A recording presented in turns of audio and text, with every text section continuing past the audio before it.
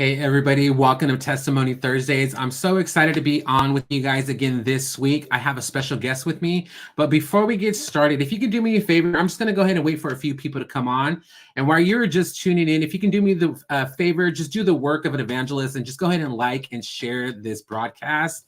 You guys already know what this is about. This is Testimony Thursdays. And I know it's kind of weird because you're seeing us here on a Wednesday, but this is something I wanted to do special because I have a special guest. She recently just dropped her own personal book that she has written, and I'm so excited to have her on as a guest today. But as it being Testimony Testimony Wednesdays today, I definitely want to start off with scripture. We usually, this whole live is really geared on individuals sharing their testimony, just how they encounter the Lord and what they are doing in the Lord now. So I'm going to read off of Revelations chapter 12, verses 11. And this is one of my favorite scriptures. And it says, and they overcame him by the blood of the Lamb and by the word of their testimony. And this is what I always try to encourage individuals who struggle with sharing their testimony. And there's a key in that specific passage, and it talks about being an overcomer. We can't really experience the overcoming if we're not testifying. So there's such a thing when we begin to testify, we overcome. And I really want to encourage you guys that are jumping on the live right now too, to just get on your own personal Facebook and just share your own personal testimony, because individuals need to hear what you have to say. So we're going to go ahead and get started. If you can, let me know where you guys are watching from in the comments. Again, like and share. I'm so excited about this live today, especially it being on Valentine's and geared towards singleness and geared towards singles. So I'm so excited. So Shelby, if you can, just let the people know a little bit about yourself, where are you from, and let's kind of get started into it. Yeah, well, my name is Shelby Delgado. I am a California native. I grew up in the Central Valley of California, went to school in Arizona, so I lived there for about 7 years, and then made my way back in 2020, and I have been here ever since. And I currently work for Harvest Church. I have many different roles. My main one is being the senior pastor's assistant, but I also run our Harvest School of Ministry. I do some work here and there in the office as an office manager, and then I work for Harvest Ministry Network as well, which is kind of Pastor Ron and Jen's new baby that we'll be rolling out some new things here soon. So I do a lot of little things and a lot of big things, and I love my job. So it's been a lot. Sounds busy. It sounds like it's busy. Yeah. It's so awesome. All right, Shelby, that's so awesome, especially all the new things that are coming out, especially Harvest Network. I'm so excited to see what's going to be dropping pretty soon. So I'm looking forward to that.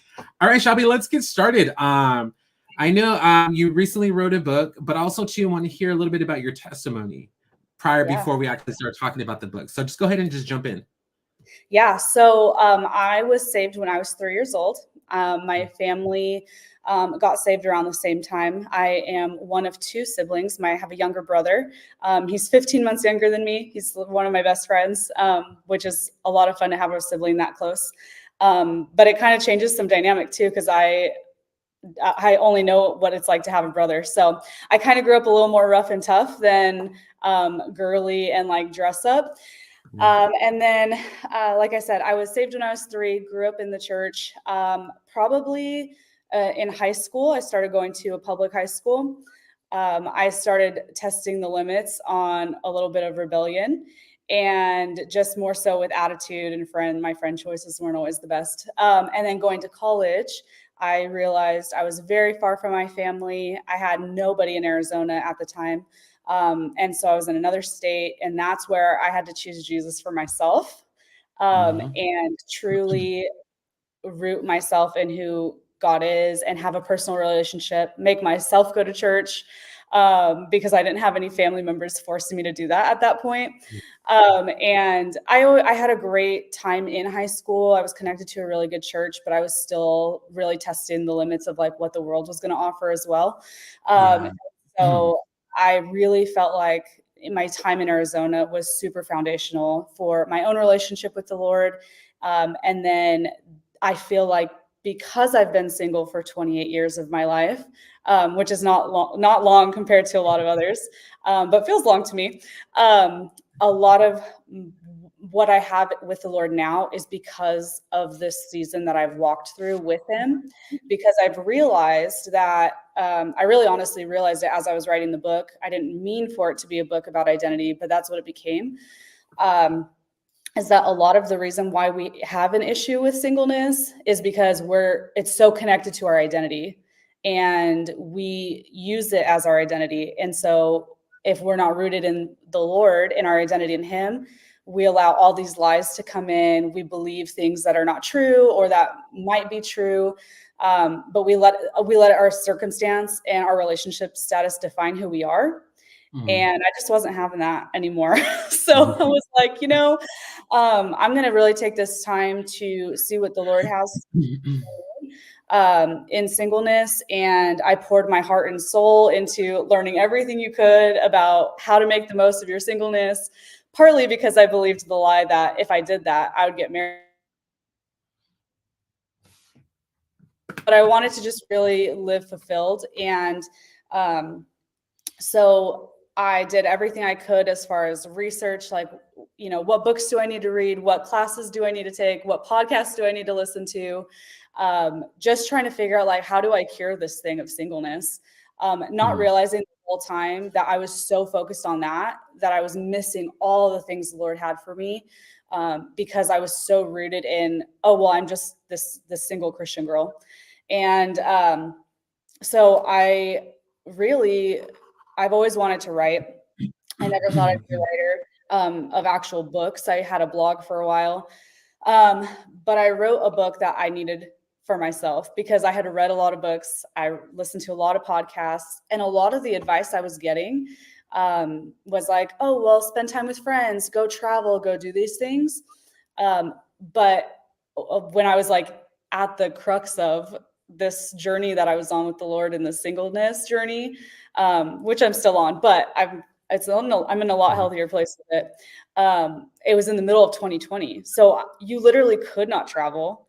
You couldn't be around friends. I had moved back to the Central Valley where I didn't have friends yet because we had moved to a different town.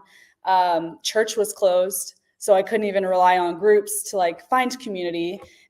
So I had to get creative in what it looked like to really fully rely on the Lord and allow him to undo a lot of those beliefs that I had built in myself, of either whether people had said things and put labels on me, or I put them on myself, or things had been done to me, those kind of things. So that's the heart of why I wrote this book. I really wrote it because it was something I needed in 2020 and the world was going crazy. But I realized as I was writing it, how much it really did deal with identity and your identity in the Lord. So okay, let me ask a few questions, and especially when it comes to identity. Why is it so important, especially for a single individual, just to figure out who they are in regards to whether in a relationship, and really just keeping themselves grounded, and just pretty much what are some things that you can actually just really put out there for singles to really get founded in their identity? Where do you think they normally struggle at that, especially when it comes to relationship wise?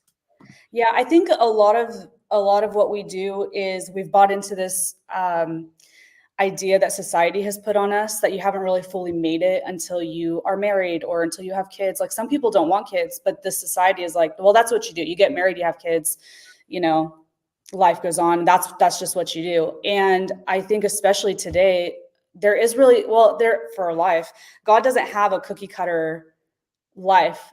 Like each of us, he's created uniquely. And so each of us has a different life path that the Lord has for us.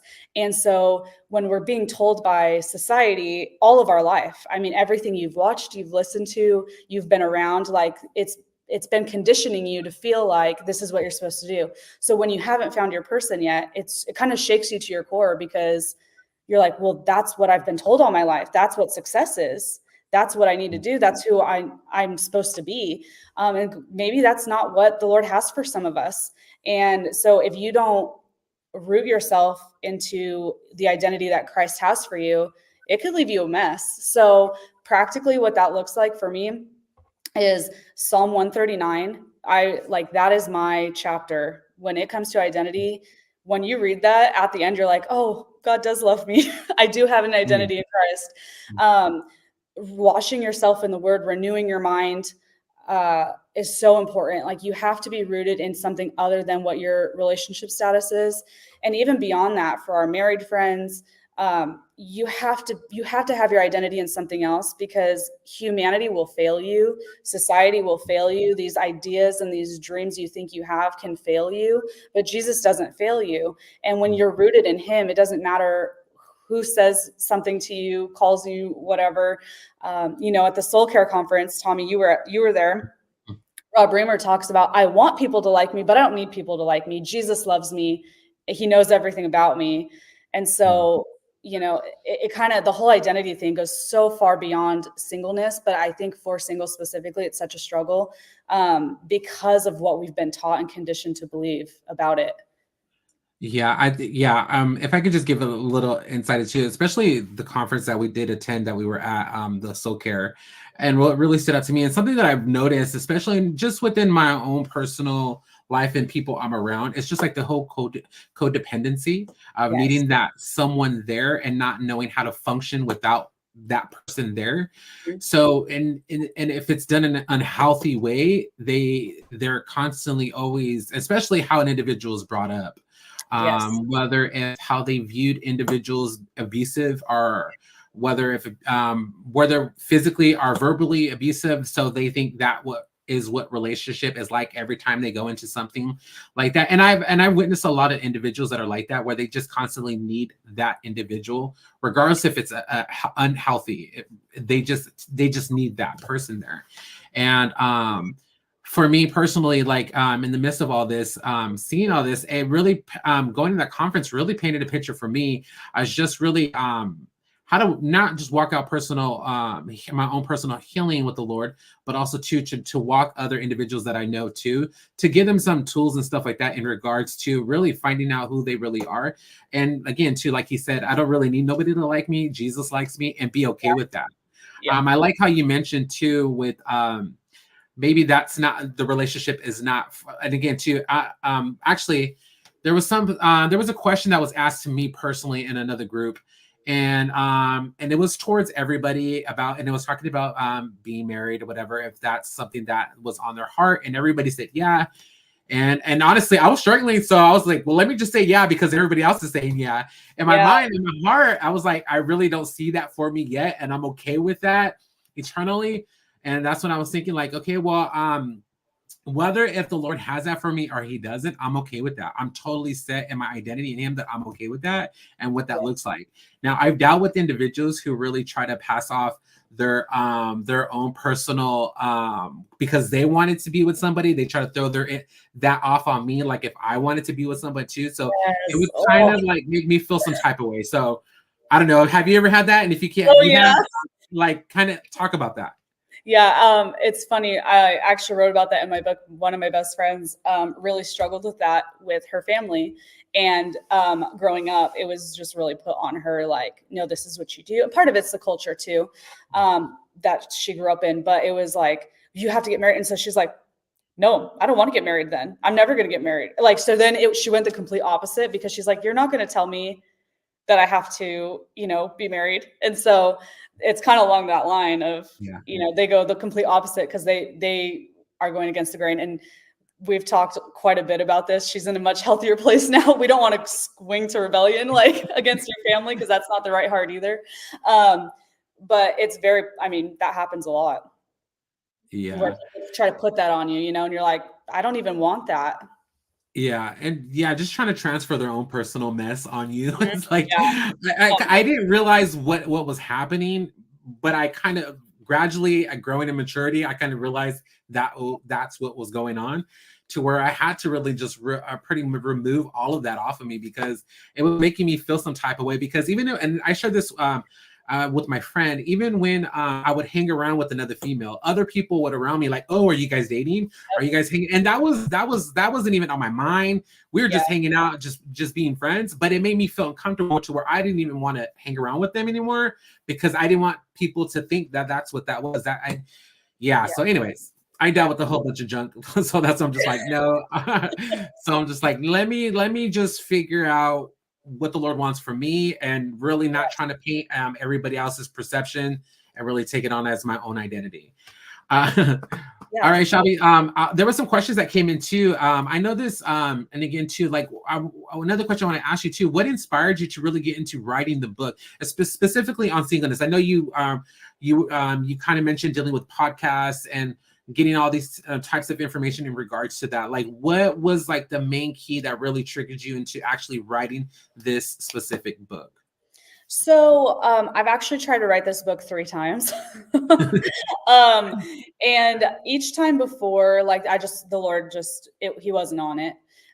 He wasn't on it yet. I knew this was the topic because I felt so passionately about it.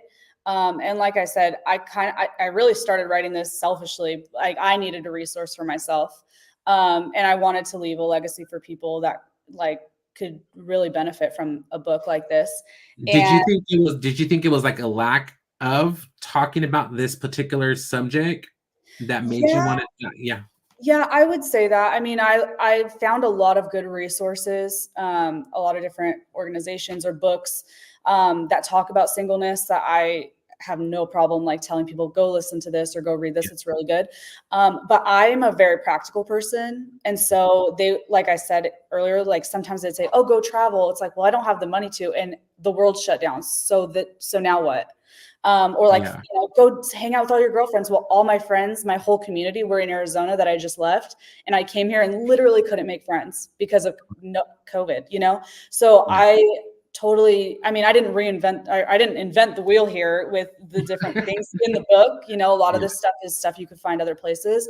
But I needed something practically for me where I was dismantling lies. And so Mm. I go back and I'm like, I read some of this and I'm like, wow, that's really good. I need this right now because this lie came back up, or, someone said this and it kind of triggered me this way. And so that's kind of why I wrote the book. And then I went to Pastor Jennifer's writing sword, where I got like tangible things. And as soon as that event was over, I wrote the book in 3 months. I mean, it was very quick. Yeah. Yeah. So that's kind of like where it came from. And the only thing I knew for sure from the Lord on it was like, I needed to write it while I was still single. Yeah. Mm-hmm. So good. That's so good. And to be honest, I never really heard anybody actually talk about stuff like this.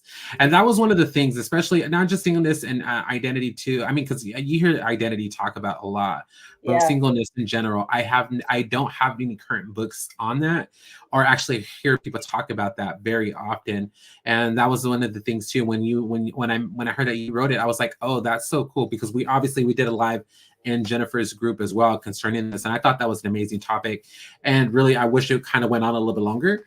Yeah. But but here we are now.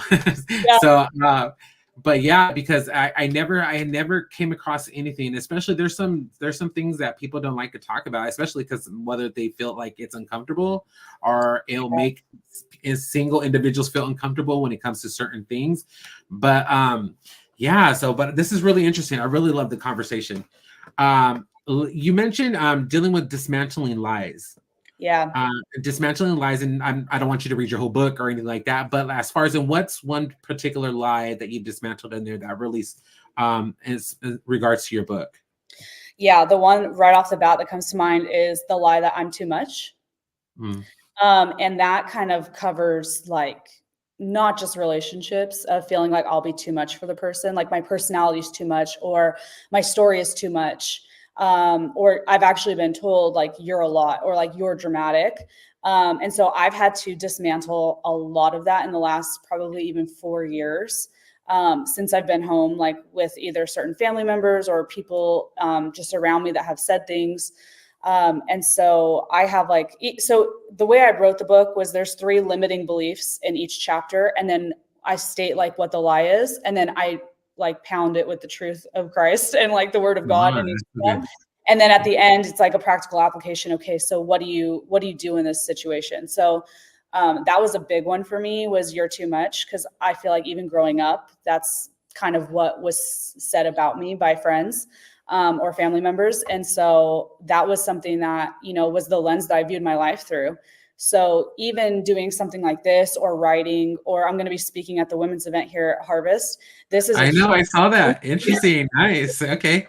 yeah, If it's you're near Harvest, or if you're near Turlock, you definitely want to be there. If you're a lady, go ahead. it'll be fun.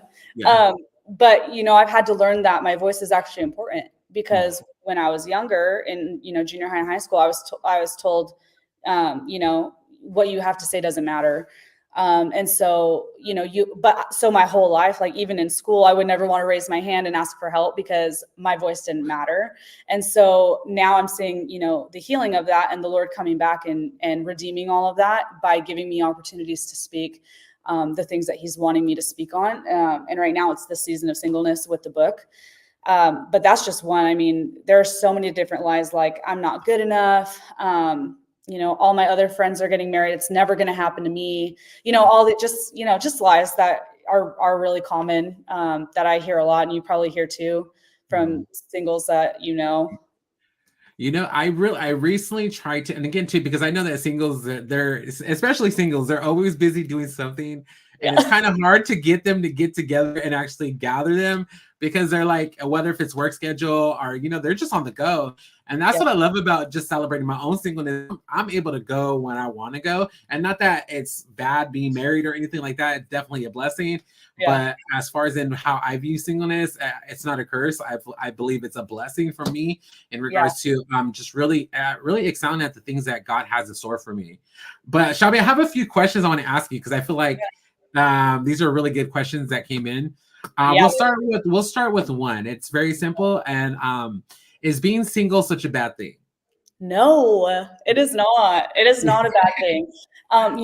Marriage is really not for everybody. It's not for everybody. Like if it was meant for everybody, everybody would be married. And sometimes it's just not. And I love what you had just said, Tommy, about like, you're just running your race, and if you had a spouse, I'm just thinking like, if you had a spouse that was not running alongside the same race, you couldn't do what you're doing. Yeah.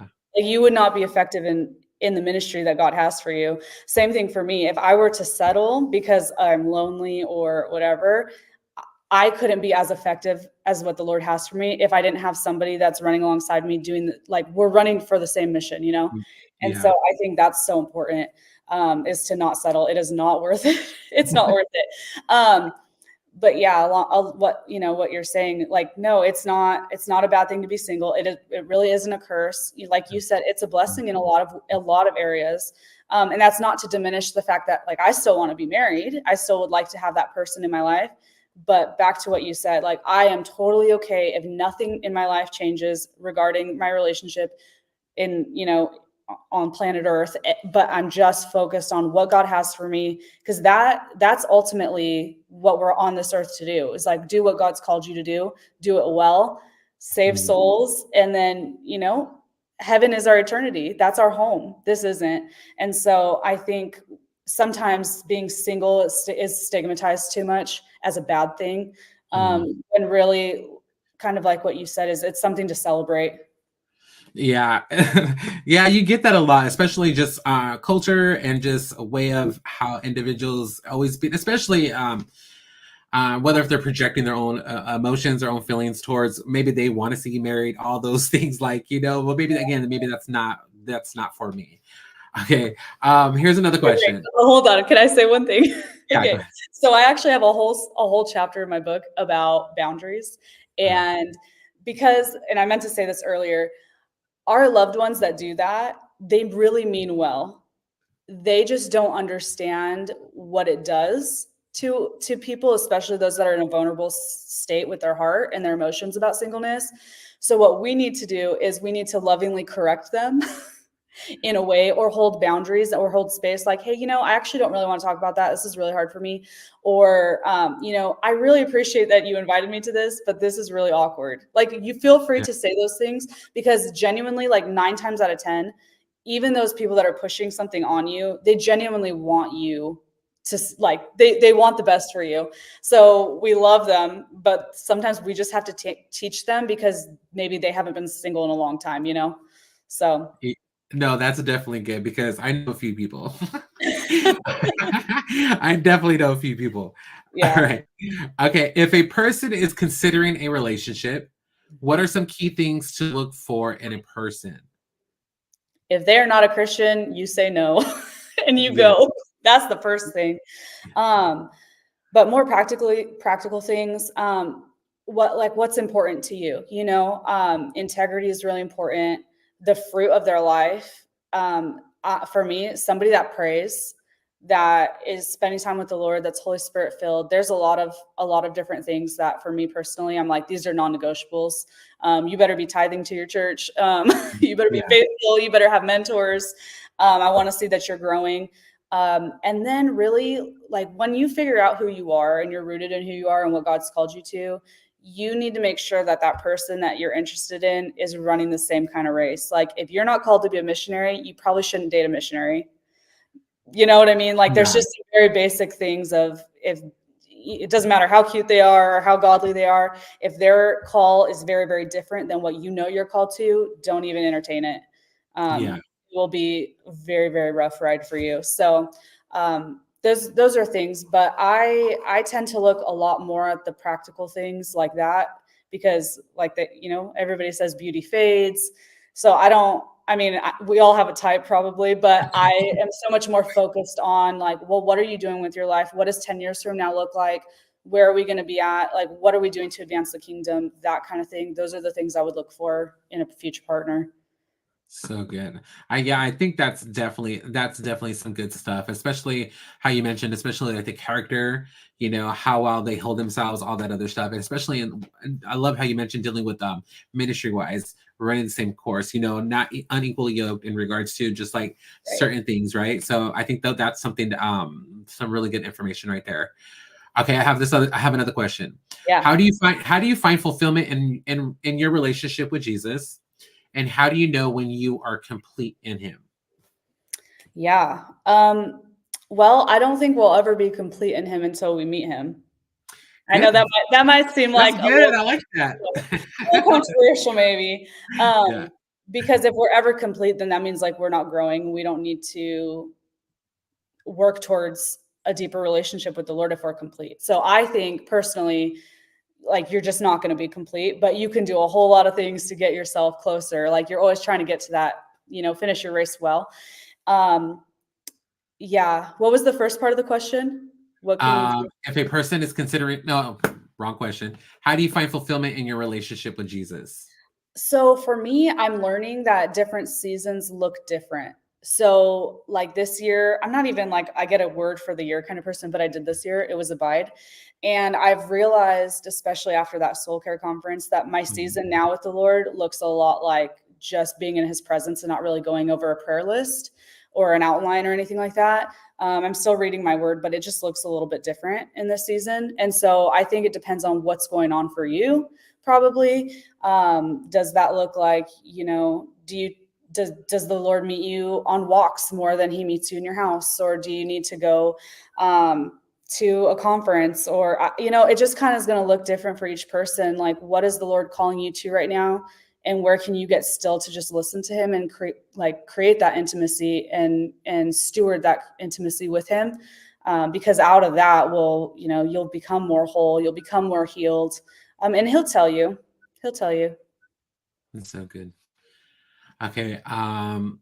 What's your thoughts on being single and a traveling minister?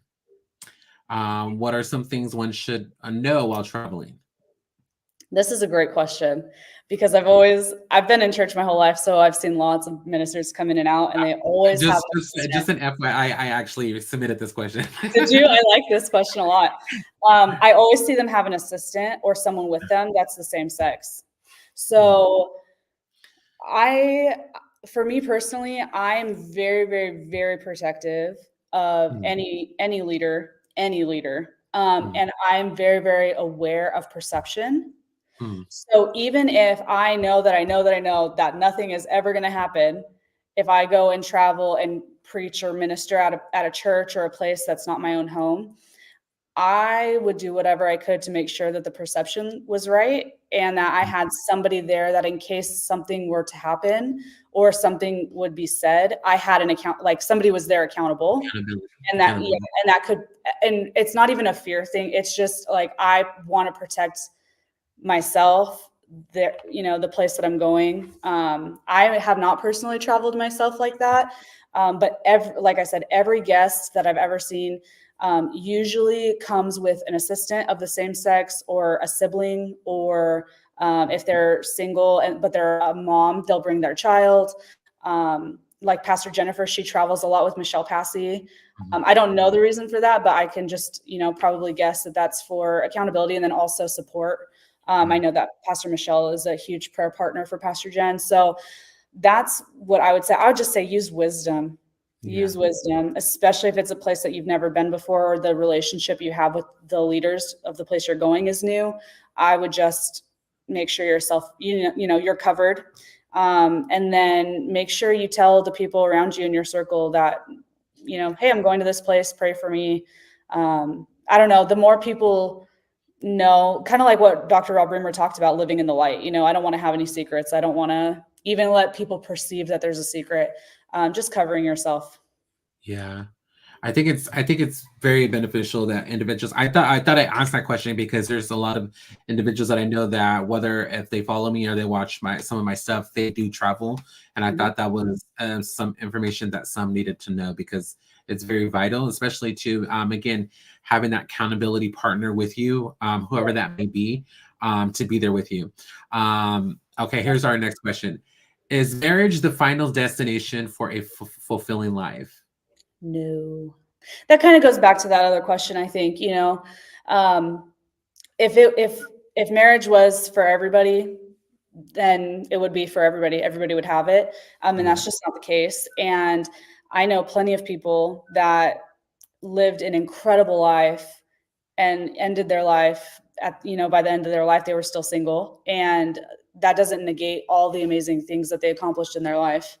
And that's, again, not to diminish that, husband and wife is a representation of Jesus, Mhm. and the bride in the church. Um, but that's not the final destination.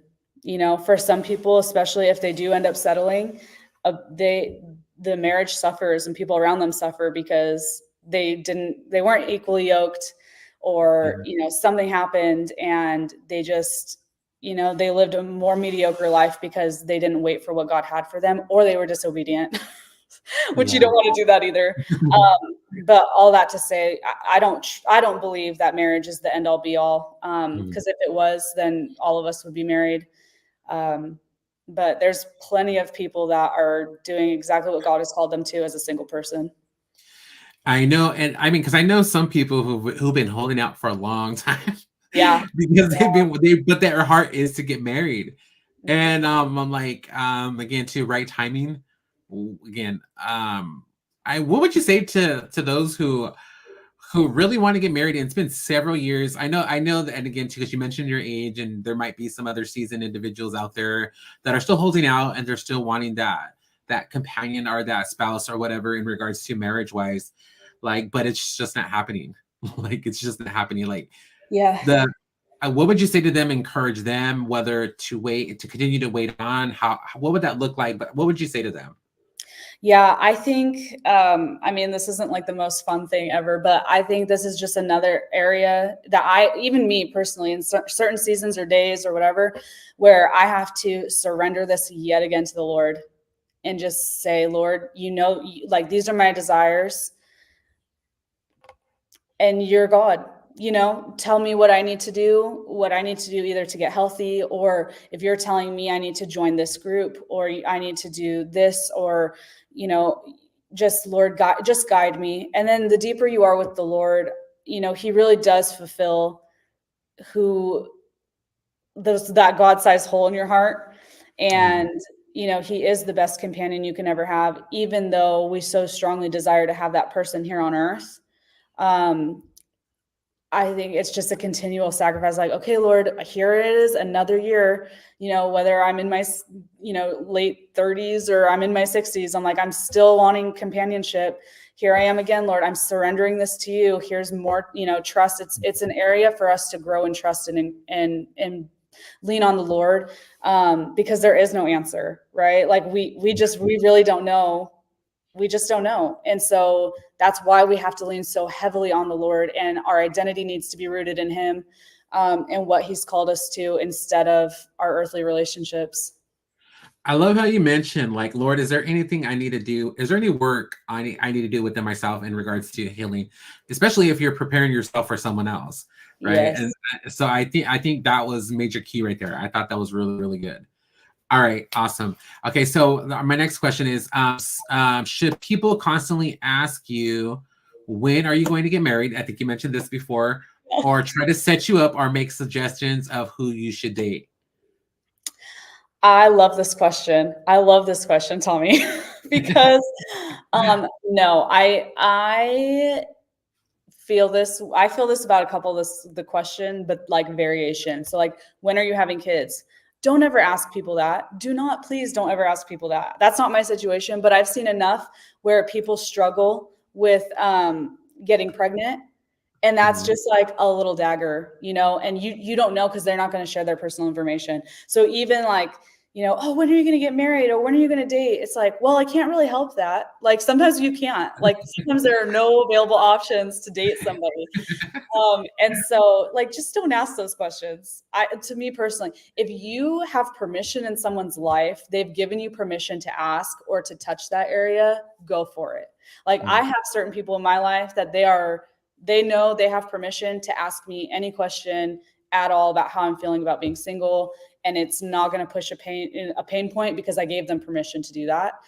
So I think what you need to really evaluate before you ask any questions like that is, do I have permission in this person's life? Like, is my question actually helpful or hurtful? So that for sure, like with that question. And then what was the other part? The second part of that is different. Should you try to make suggestions on who they should date? I'm all for that. If you have like a friend that you think that I would be compatible with, sure. Like I have no problem with that. But that's me. Now, my best friend may not feel that way. So it just depends on the person. Like feel free to have that conversation if you know the permission is there. Like I wouldn't just randomly ask you, Tommy, if you showed up like, hey, so how's your dating life going? Like we don't have that relationship. But with my best friend, I'd be like, hey, so, I saw you were hanging out with this person. Who is that? You know what I mean? Like there's just a boundary thing. You've really got to figure out what your boundaries are for yourself. And then depending on who's asking, like some people are really just nosy and want to know. Yeah. And then other people like genuinely want to know. Like there was one of my close friends, a guy friend sat with me at church, and my phone blew up after church, like blew up from all these people that I never really talked to asking me if I was dating this person. And then now he's like, he doesn't ever sit with me at church anymore. And it kind of goes back to what we were talking about earlier, right? Like, people just, they want it. So some people are just nosy because it's gossip.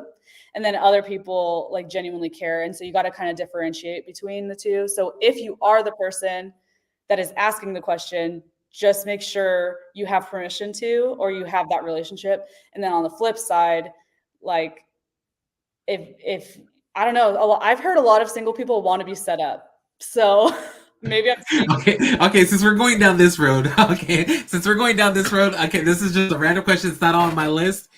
Okay, so we're talking about random people being set up. Okay, so what's your thoughts on online dating? Like, is that something a Christian should do, or is that something what's your thoughts? Okay. I'm going to just be very honest. I have done it and I will not do it anymore. So I'm speaking as somebody that has experience. I've been on 2 online dates. I've talked to multiple people online.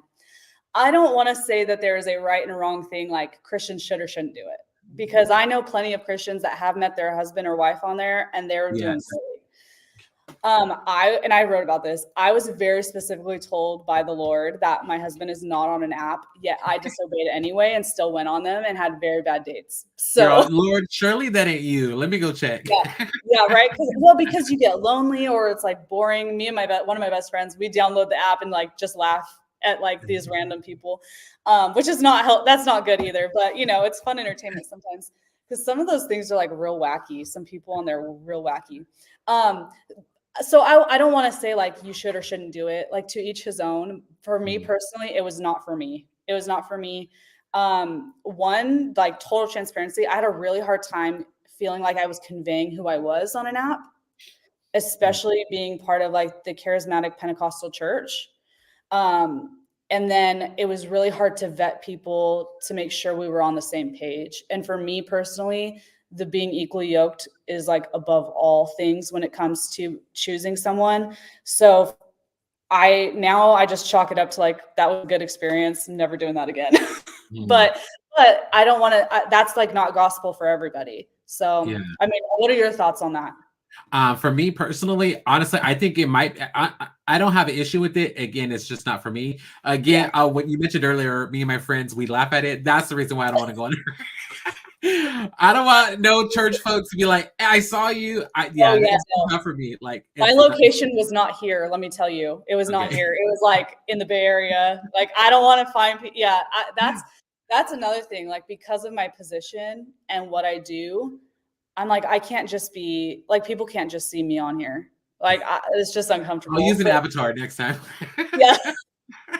And then I'd be blamed for catfishing. So no. It's interesting, but I definitely don't have an issue with it. I just don't see myself using it, or actually, I just don't. I really don't. Okay, we have, let me see, one more question.